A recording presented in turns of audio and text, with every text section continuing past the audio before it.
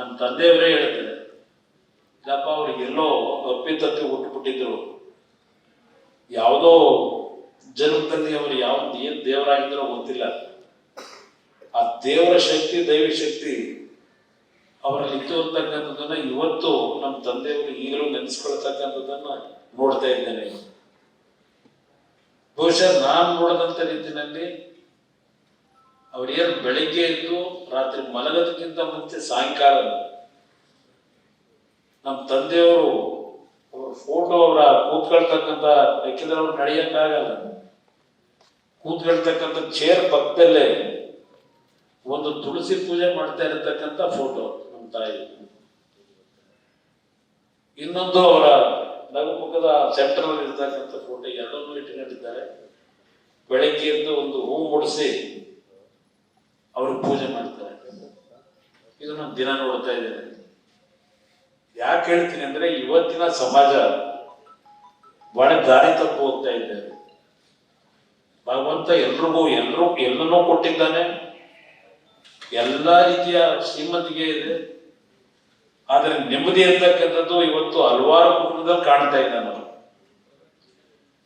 ಇವತ್ತು 72 ವರ್ಷಗಳ ದಾಂಪತ್ಯ ಜೀವನ ನಿರ್ವಹಣೆ ಮಾಡಿದ್ದಾರೆ ನಮ್ಮ ತಾಯಿ ಮತ್ತು ನಮ್ಮ ತಂದೆ.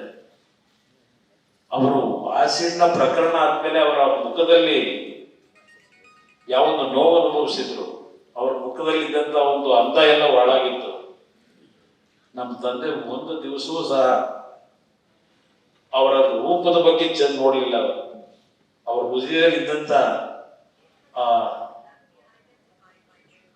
ಏನು ಅದನ್ನ ಯಾವ ರೀತಿ ಹೇಳಬೇಕು ಗೊತ್ತಿಲ್ಲ. ನಾನು ಯಾವ ಮಟ್ಟಕ್ಕೆ ನಮ್ಮ ತಂದೆಯವರು ಅವರನ್ನು ಪ್ರೀತಿಸ್ತಾ ಇದ್ರು ಅಂದ್ರೆ, ಕೊನೆಯ ಹಂತದಲ್ಲಿ ಊಟ ಮಾಡ್ತಿರ್ಲಿಲ್ಲ ಅವರು.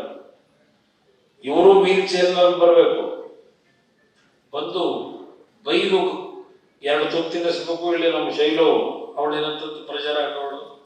ಕೊನೆ 1.5 ವರ್ಷ ಅವರು ಊಟ ಮಾಡಿ ದಿನಕ್ಕೆ ಅದು ಎಷ್ಟು ಊಟ ಮಾಡಿದ್ರೋ ಗೊತ್ತಿಲ್ಲ, ಎಷ್ಟೇ ಉಪವಾಸ ಇದ್ರು. 1.5 ವರ್ಷಗಳ ಕಾಲ ಬೆಡ್ಡಲ್ಲಿದ್ರು. ನಮ್ಮ ತಂದೆಯವರು ದೇಹೇ ಹೋದ್ರು ಬರ್ತಿದ್ದಾಗೆ ಮೊದಲು ಅವ್ರ ರೂಮ್ಗೆ ಹೋಗ್ಬೇಕು. ಆ ರೀತಿಯ ಜೀವನ ಏನಿತ್ತು ಅವ್ರದ್ದು. ಈ ನಾಡಿನ ಜನತೆಗೆ ನಾನು ಈ ಒಂದು ನುಡಿನಮನದ ಕಾರ್ಯಕ್ರಮದಲ್ಲಿ ಈ ವೇದಿಕೆ ಮುಖಾಂತರ ಹೇಳೋದು, ಕುಟುಂಬಗಳಲ್ಲಿ ಎಷ್ಟೇ ಭಿನ್ನಾಭಿಪ್ರಾಯಗಳಿರ್ಲಿ, ನಿಮ್ಮ ತಂದೆ ತಾಯಿದ್ರು ನಿಮ್ಮ ಒಡ ಹುಟ್ಟಿದವ್ರ ಜೊತೆನಲ್ಲಿ, ಏಕೆಂದ್ರೆ ಕಳ್ಕೊಂಡ ಮೇಲೆ ನಾವು ಯೋಚನೆ ಮಾಡೋದು ಉಪಯೋಗ ಬರೋದಿಲ್ಲ. ಅಯ್ಯೋ ಕಳ್ಕೊಂಡ್ವಲ್ಲ ಅಂತೇಳಿ ಬದುಕಿದ್ದಾಗ ಎಷ್ಟೇ ನಮ್ಮಲ್ಲಿ ಭಿನ್ನಾಭಿಪ್ರಾಯಗಳಿರೋ ಒಂದು ಪ್ರೀತಿ ವಿಶ್ವಾಸದಿಂದ ಬದುಕ್ತಕ್ಕಂಥದ್ದು ಇವತ್ತು ನಾವು ಕಾಣಬೇಕು. ಇವತ್ತಿದ್ರೆ ಇವತ್ತು ದಿನ ಬೆಳಗ್ಗೆ ಆ ಟಿವಿ ನ್ಯೂಸ್ ಏನಾದ್ರು ಹಾಕ್ಲಿಕ್ಕೆ ಹೋದ್ರೆ ನ್ಯೂಸ್ನ ನೋಡ್ಲಿಕ್ಕೆ ಆಗೋದಿಲ್ಲ. ರಾಜ್ಯದಲ್ಲಿ ನಡೀತಾ ಇರತಕ್ಕಂಥ ಹಲವಾರು ರೀತಿಯ ಘಟನೆಗಳು, ಕೆಟ್ಟ ಘಟನೆಗಳನ್ನ ಪ್ರತಿನಿತ್ಯ ನೋಡ್ತಾ ಇರ್ತೀವಿ. ಆದ್ರೂ ಅದೇ ಮರುಕಳಿಸ್ತಾ ಇರತಕ್ಕಂಥ ಹಲವಾರು ಕುಟುಂಬದಲ್ಲಿ ಕಾಣ್ತೇವೆ. ಇವತ್ತು ಈ ಒಂದು ನುಡಿ ನಮ್ಮ ಕಾರ್ಯಕ್ರಮದಲ್ಲಿ ನಿಮ್ಮ ಮುಂದೆ ಏನ್ ನಿಂತಿದ್ದೇನೆ, ಈ ನಾಡಿನ ಜನತೆಗೆ ಈ ನುಡಿ ನಮ್ಮನ ಕಾರ್ಯಕ್ರಮದ ಮುಖಾಂತರ ನಮ್ಮ ತಂದೆ ತಾಯಿ ಬದುಕು ಅಂತಕ್ಕಂಥ ಹೇಳೋದಕ್ಕಿಂತ ಹೆಚ್ಚಾಗಿ ಇವತ್ತು ಸಮಾಜ ಎಲ್ಲ ಒಂದ್ ಕಡೆ ಕವಲ್ದಾರಿಗೆ ಹೋಗ್ತಾ ಇದೆ. ಒಂದು ಕ್ಷಣ ಯೋಚನೆ ಮಾಡಿ, ಇಲ್ಲಪ್ಪ ನಾವು ದುಡುಕಿ ಒಂದು ನಿರ್ಧಾರ ಮಾಡಿದ್ರೆ ಯಾವ ಒಂದು ಪರಿಸ್ಥಿತಿಗಳು ಕುಟುಂಬಗಳಲ್ಲಿ ಆಗ್ತದೆ ಅಂತಕ್ಕಂಥ ಯೋಚನೆ ಮಾಡಿ ಬದುಕಿರೋವರಿಗೆ ಕುಟುಂಬಗಳು ನೆಮ್ಮದಿಯಿಂದ ಬದುಕ್ತಕ್ಕಂಥ ಒಂದು ವಾತಾವರಣ ಪ್ರತಿ ಕುಟುಂಬದಲ್ಲಿ ನೆಲೆಸಿದರೆ, ಬಹುಶಃ ನಾನು ಈ ಮಾತನ್ನೇ ಹೇಳ್ತಾ ಇದ್ದೇನೆ, ನನ್ನ ತಾಯಿ ನಮ್ಮಿಂದ ಸ್ವರ್ಗದಲ್ಲಿದ್ದಾರೋ ಈ ಭೂಮಿ ತಾಯಿ ಒಡಲಲ್ಲಿದ್ದಾರೋ, ಬಹುಶಃ ನೆಮ್ಮದಿಯಿಂದ ಇಲ್ಲಪ್ಪ ಪ್ರಪಂಚ ಚೆನ್ನಾಗಿ ಹೋಗ್ತದೆ ಅಂತೇಳಿ ನಮಗೆ ದೂರ ಇದ್ರು ಜನಗಳಿಗೆ ಅರಸ್ತಾರೆ ಅಂತಕ್ಕಂಥದ್ದು ಅವ್ರ ನಡವಳಿಕೆ ನಾನೇನು ಚಿಕ್ಕ ವಯಸ್ಸಿನಿಂದ ಜ್ಞಾನ ಬಂದಾಗಿಂದ ನೋಡಿದ್ದೇವೆ. ಆ ರೀತಿಯ ಒಂದು ಮನಸ್ಸಿನಲ್ಲಿ ಈ ಸಮಾಜ ಒಳ್ಳೆ ರೀತಿಯಲ್ಲಿ ಹೋದ್ರೆ ಅವರು ನೆಮ್ಮದಿಯಿಂದ ಅಲ್ಲಿ ನಮ್ಮಿಂದ ಹಾರೈಸ್ತಾರೆ ಅಂತಕ್ಕಂಥದ್ದು ನನ್ನ ಹೃದಯದಲ್ಲಿ ಇಟ್ಕೊಂಡಿರ್ತಕ್ಕಂಥದ್ದು. ಅದರಿಂದ ಕ್ಷಮಿಸ್ಬಿಡಿ, ತಡವಾಗಿ ಬಂದೆ, 4-4 ಗಂಟೆಗೆ ಬರ್ಬೇಕಾಗಿರೋ ಕಾರಣ ಇವತ್ತು ನನ್ನ ಆರೋಗ್ಯನ ನೋಡಲ್ಲ.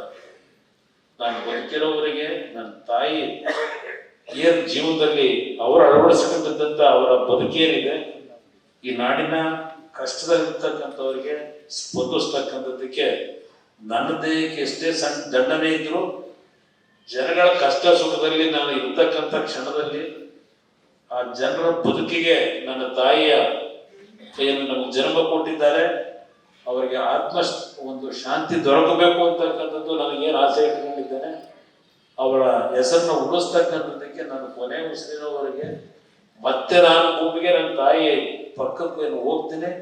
ಅಲ್ಲಿವರೆಗೂ ಆ ತಾಯಿಯ ಹೆಸರನ್ನ ಉಳಿಸ್ಲಿಕ್ಕೆ ನಾನೇನು ನಿರ್ಧಾರ ಮಾಡಿ ಹೊರಟಿದ್ದೇನೆ. ನಿಮ್ಮೆಲ್ಲರಿಗೂ ಈ ಸಂದರ್ಭದಲ್ಲಿ ಇವತ್ತಿನ ಬಂದು ಭಾಗವಹಿಸಿದ್ದೀರಿ. ಮತ್ತೊಮ್ಮೆ ನಿಮ್ಮೆಲ್ಲರಿಗೂ ನಾನು ಚಿರುಣಿಯಾಗಿದ್ದೇನೆ. ಎಲ್ರಿಗೂ ನಾನು ನಮಸ್ಕಾರ.